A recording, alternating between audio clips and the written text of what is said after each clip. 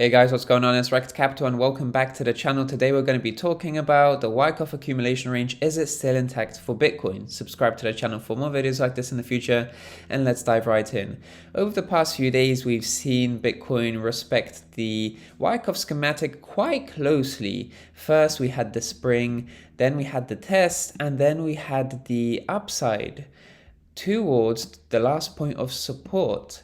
But of course, we then rejected from 36,000, which is effectively the second higher high in a series of higher highs. So if you can see here to the schematic, higher high number 1 and higher high number 2. Coupled together with that is the spring, which represents the first low, and the test representing the second low. So effectively, we've got a series of 2 higher highs and 2 lower lows. And what was happening right over here was price trying to maintain price strength confirmation at 33,000, and that essentially represents the third higher low in the schematic in phase C. So that's what I was looking for through this blue pathway.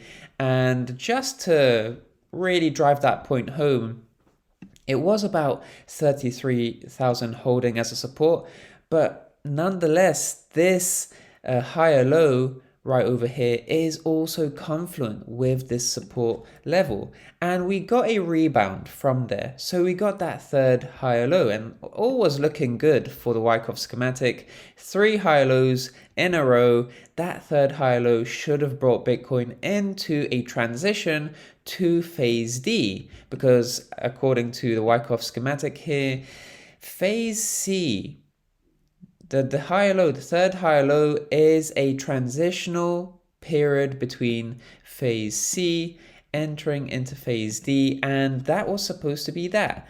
But we actually got a rejection once again, not from 36,000, which actually we need to see a break past to see yet another higher high.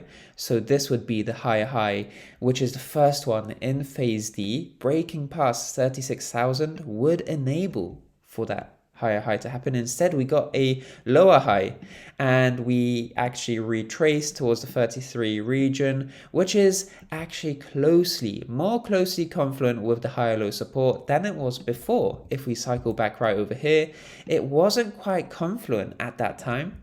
But over here you can see that it's picture perfect confluence, and we've had a rebound, and that's where we are today. So before, Bitcoin's price action was following the Wyckoff accumulation schematic quite nicely, quite closely. In fact, you could argue that it was following it perfectly. But at this time, we're starting to see some slight deviation, but that isn't cause for concern as long as this series of higher lows hold, because we need to focus on Wyckoff accumulation through the lens of first principles. Is this series of higher lows still being respected? Yes, we saw a picture perfect rebound from the confluent demand area right over here. Is the range low support still holding? The bottom of the range is still holding as a support, so that's all well and good as well. Are the series of higher highs still being respected? Well, we have higher high number 1, number 2, but we're not seeing higher high number 3 just yet. And in fact, the schematic doesn't showcase to us that a lower high has to happen in the meantime. The way I rationalize this is that this is a new uptrend from the third higher low, a pullback as part of a dip to just reaffirm this support level. Just reaffirm it as a concrete support in the same way that we actually got a double bottom here as the spring and test. We got a double bottom here, and we look to be having a double bottom here as well.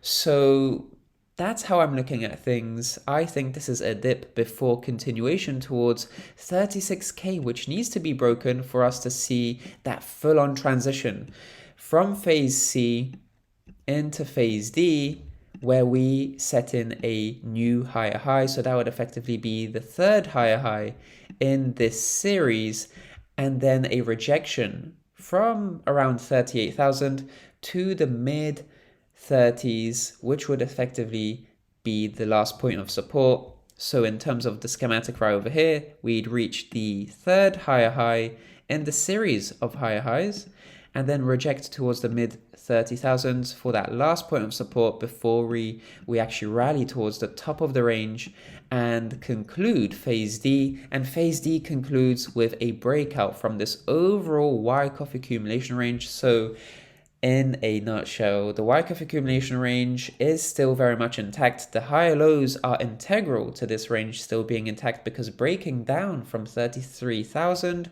would effectively invalidate this series of high lows and bring price towards the bottom of the range low, which is where we'd have to watch for this entire accumulation range to still maintain and remain intact. But the Wyckoff accumulation range, the schematic at least, would be invalidated because we'd suddenly see this series of high lows become invalidated and lost. So in any case, guys, that's about it for today's video update. I hope you found it educational. Subscribe to the channel for more videos like this in the future, and of course like the content if you enjoyed it. I'm Rekt Capital, and I'll speak to you in the next one. Speak to you soon.